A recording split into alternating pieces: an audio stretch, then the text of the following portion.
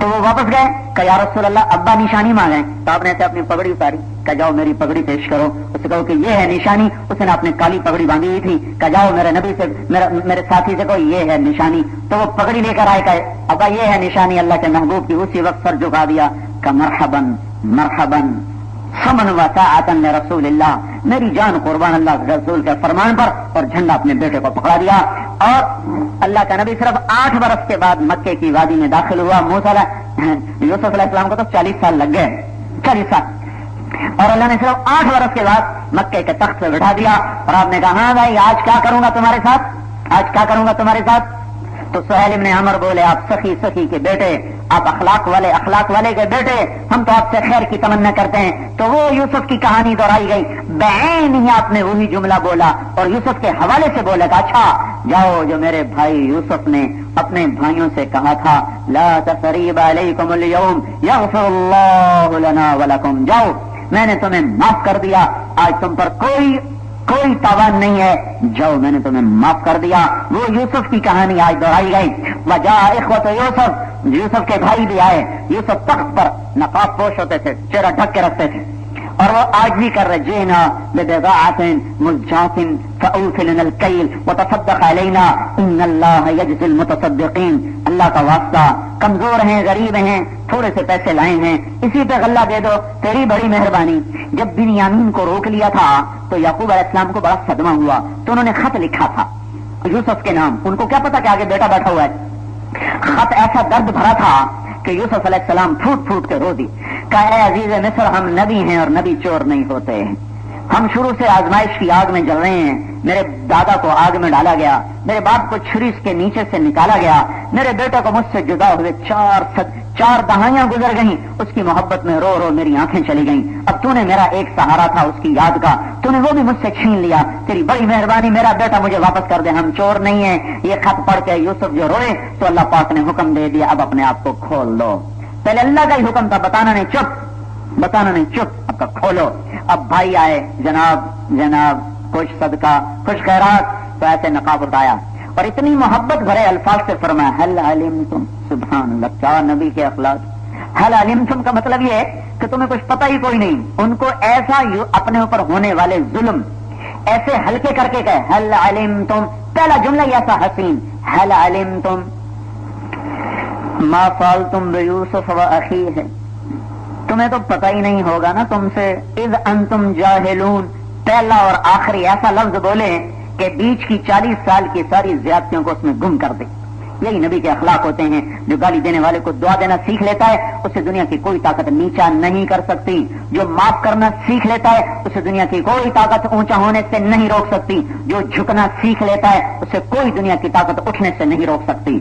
جو برائی سے اچھا کرنا سیکھ لیتا ہے اسے دنیا کی کوئی طاقت عزتوں سے نہیں روک سکتی. ہمارے نصیب پھوٹے جو ہم گالی کے بدلے میں گالی, برائی کے بدلے میں برائی, برائی کے بدلے میں 10 گنا برائی, گالی کے بدلے میں 10 گالیاں, تھپڑ کے بدلے میں گولی. ہم برباد ہوئے کہ ہم انتقامی معاشرہ بن گئے, ہمیں معاف کرنا بھول گیا. نقاب اٹھایا هل علمتم ما فعلتم بیوسف واخیہ اذ انتم جاہلون. پہلے ویسے مسکین بنے کھڑے تھے, جب چہرے کی جھلک پڑی ایسے چکا چوند آنکھیں ہوئی, پھٹی آنکھوں سے دیکھا, ایک دم سب کے منہ سے حیرت اور خوف. مطلب میں قربان جاؤں اپنے مولا اپنے رب پر. ایک جملے میں کیا کیا کہانیاں سمو دی, کیا کیا انداز. سوال بھی ہے, حیرت بھی ہے, استعجاب بھی ہے, خوف بھی ہے, اور کچھ امن کی پرچھائی بھی ہے. اتنے عجیب غریب قسم کے متضاد جذبات ایک جملے میں. انک لانت یوسف, بے ساختہ 11 کے 11. انک لانت یوسف, انک لانت یوسف, انک لانت یوسف. انگلیاں اٹھ گئیں, آنکھیں پھٹ گئیں, پتلیاں پھیل گئیں, منہ کھلے کا کھلا. انک لانت یوسف. اوفو, کیا خوبصورت لفظ ہیں, ترجمہ ہی نہیں ہو سکتا. تو یوسف تو نہیں,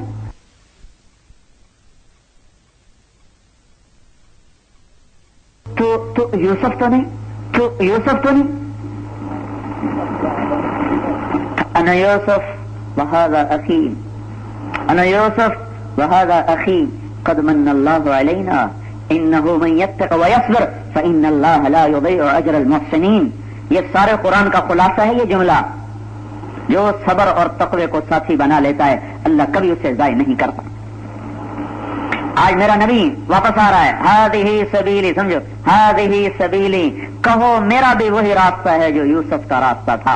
اے میرے محبوب کی امت، سنبھل کے آنا، تبلیغ جان جوکھوں کا کام ہے، لیکن اس کے پیچھے اللہ جو مل جائے گا تو پھر پیچھے کیا رہ گیا؟ جب اللہ ہی مل گیا تو سب کچھ مل گیا، اللہ نہ ملا تو کچھ نہ ملا۔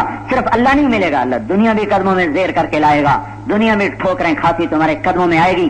حضرت عمر رضی اللہ عنہ کے سامنے تخت لایا گیا، کس کا؟ خسرو پرویز کا۔ کتنا لمبا تھا بھائی؟ کتنا چوڑا تھا؟ 170 گز لمبا، 110 گز چوڑا۔ اس میں 53، اس میں 1,40,000 چاندی کے کیل تھے جن کا وزن 1200 من تھا،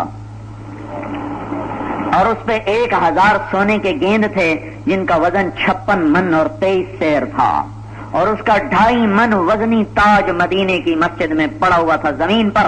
وہ 2.5 من کیسے پہنتا تھا؟ وہ ایک زنجیر سے لٹکا ہوتا تھا، آگے پردہ ہوتا تھا، وہ بدبخت آ کے یوں بیٹھتا، سر اس کے اندر دے دیتا، پھر پردہ اٹھایا جاتا تو لوگ دیکھتے 2.5 من کا تاج اٹھایا وہ سجدے میں گر جاتے۔ ایک ایسی اس پر پینٹ کیا ہوا تھا کہ بالکل قریب سے پتا چلتا تھا کہ اوپر تار ہے، ورنہ پتہ نہیں چلتا تھا۔ وہ 2.5 من کا تاج سامنے، 100 خزانے اکھڑ کر مدینے میں ایک قالین لایا گیا جو 1 ایکڑ کے برابر، 1 ایکڑ کی لمبائی چوڑائی کا وہ قالین تھا۔ اس کا نام تھا باغ و بہار، سونے چاندی کی تاروں سے بنایا گیا تھا، ریشم پخراج سے بنایا گیا تھا، موتی جواہرات سے سجایا گیا تھا۔ اس کا ایک بالشت، لوگوں نے کہا اس کو یادگار کے طور پہ رکھ لیا جائے۔ حضرت علی نے فرمایا یہ عیاشی کی یادگار ہے، اسے ٹکڑے ٹکڑے کر دیا جائے، تو اسے ٹکڑے کیا گیا۔ ایک بالشت 30,000 درہم میں فروخت ہوا۔ ہاں، صرف یہ نہیں کہ آخرت، صرف یہ نہیں کہ اللہ دنیا بھی دے گا، اللہ آخرت بھی دے گا، پر کام وہ کرو جو اللہ کا نبی بتا رہا ہے، ہذہ سبیلی۔ آخرت کی کامیابی کے سارے انداز، سارے اسلوب، سارے طریقے دیکھنے میں کچھ نظر نہیں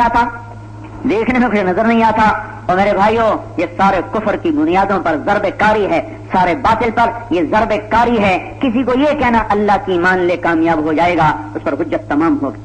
تو حضرت محمد صلی اللہ علیہ وسلم جس محنت کو لے کر آئے، 23 برس میں اس محنت نے نقشہ دکھایا، کتنا خوبصورت انقلاب لائے۔ 1018 آدمی قتل ہوئے ہیں اور سارا عرب مسلمان ہو گیا۔ 259 مسلمان شہید ہوئے، 759 کافر قتل ہوئے، 259 مسلمان شہید ہوئے، اور سارا جزیرہ عرب مسلمان ہو گیا۔ صرف 759 کے قتل کے ساتھ سارے جزیرہ عرب کو اسلام میں داخل کر لیا۔ یہ وہ خوبصورت محنت تھی اللہ کے محبوب کی۔ جنگیں جو عظیم ہوئی ہے پہلی 1914 میں، اس میں 75 لاکھ اور 35,000 آدمی قتل ہوا، اور جو دوسری جنگ عظیم ہوئی 40 سے 44 تک، اس میں 1 کروڑ آدمی قتل ہوا، جو گنا گیا، جو گنے نہیں گئے پتہ ہی نہیں کتنے، 1 کروڑ آدمی۔ اور جو سرخ انقلاب آیا 1917 سے لے کر 1953، 1917 میں لینن نے کامیابی حاصل کی، 1953 میں اسٹالن مرا ہے، تو 1917 سے 1953 تک 1 کروڑ آدمی ذبح کر دیا گیا اس سرخ انقلاب کے لیے۔ اور میرا نبی انقلاب لایا 1018 کے لیے، 1018 دے کر سارے دنیا کا رخ پھیر کے رکھ دیا۔ عرب کے ویشیوں کو رضی اللہ عنہ کا سرٹیفکیٹ اللہ سے دلوا دیا کہ اللہ تعالیٰ نے کہہ دیا کلن وعد اللہ الحسنى۔ تو میرے بھائیو، یہ تبلیغ وہ محنت ہے، اس میں سب سے پہلی چیز ایمان کا سیکھنا ہے۔ ایمان ایک ایسی دولت ہے جو میں آپ کے اندر اتار نہیں سکتا، میں اپنے بچوں کے اندر نہیں اتار سکتا، میں گھر بیٹھے خود نہیں لے سکتا۔ ایمان میں چمک دمک پیدا ہو، یہ پہلی محنت ہے ایمان کا بنانا۔ ایمان بنے گا تو 3 نشانیاں آئیں گی، 3 نشانیاں۔ اللہ کے نبی نے فرمایا جب ایمان سے سینہ روشن ہوگا تو 3 نشانیاں پیدا ہوں گی۔ تو ایک صحابی نے پوچھا یا رسول اللہ وہ کیا نشانیاں ہیں؟ تو آپ نے کہا التجافی عن دار الغرور، دنیا سے دل ہٹ جائے گا۔ دوسری نشانی والانابۃ الی دار الخلود، جنت کا شوق لگ جائے گا۔ تیسری نشانی والاستعداد للموت قبل النزول، موت کا غم سوار ہو جائے، مرنے کی تیاری کا فکر سوار ہو جائے گا۔ 3 نشانیاں، دیکھو بھائی اندر، دیکھو بھائی اندر، دیکھو بھائی، اگر ہیں تو ایمان ہے، اور اگر نہیں ہے تو ایمان کمزور ہو چکا ہے، سو چکا ہے، بخار چڑھ گیا ہے، ٹی بی ہو گئی ہے، علاج کرو۔ نبیوں کی محنت کی پہلی چیز ہے ایمان پر محنت۔ اللہ نے قرآن کو نبیوں کے قصوں سے سجایا ہے ہمیں اس محنت کا اسلوب سمجھانے کے لیے، اور موسیٰ علیہ السلام کا قصہ سب سے زیادہ سنایا ہے۔ 28 پاروں میں موسیٰ علیہ السلام کا قصہ ہے، کیونکہ موسیٰ علیہ السلام اور ہمارے نبی پاک صلی اللہ علیہ وسلم کی ترتیب محنت میں بڑی مماثلت ہے، تو اللہ تعالیٰ نے پہلی چیز موسیٰ علیہ السلام کو بتائی اننی انا اللہ لا الہ الا انا، اے میرے نبی، اے میرے کلیم، لا الہ الا اللہ کو اپنا وظیفہ بناؤ، لا الہ الا اللہ کو دل میں اتارو، لا الہ الا اللہ کا سبق سیکھو. یہ تبلیغ کا پہلا نمبر ہے، لا الہ الا اللہ. دوسری محنت کیا سمجھائی؟ فاعبدنی، میری عبادت کرو، وَأَقِمِ الصَّلَاةَ لِذِكْرِي، اور عبادت میں سب سے بڑی چیز نماز ہے، تو کہا نماز کو قائم کرو. کیسے نماز پڑھو؟ کہ میری یاد میں. کیسی یاد میں؟ جب کہو اللہ اکبر تو پھر صرف تمہیں اللہ یاد آ رہا ہو، تمہیں اور کوئی یاد نہ آئے، ایسی نماز پڑھو. یہ دوسری محنت. ایمان کی محفلوں میں آتا ہے، ایمان کے بول بولنے سے آتا ہے، دعوت دینے سے آتا ہے، گھر چھوڑ کر ہجرت کی راہوں میں. اس لیے کہ ایک حدیث میں آتا ہے ای الایمان افضل. ایک صحابی نے پوچھا یا رسول اللہ سب سے بہترین ایمان کیا ہے؟ تو آپ نے کہا ہجرت. ہجرت سب سے بہترین ایمان ہے کہ ہجرت سے ایمان چمکتا ہے، دمکتا ہے. دوسری چیز نماز ہے. نماز جب زندہ ہوتی ہے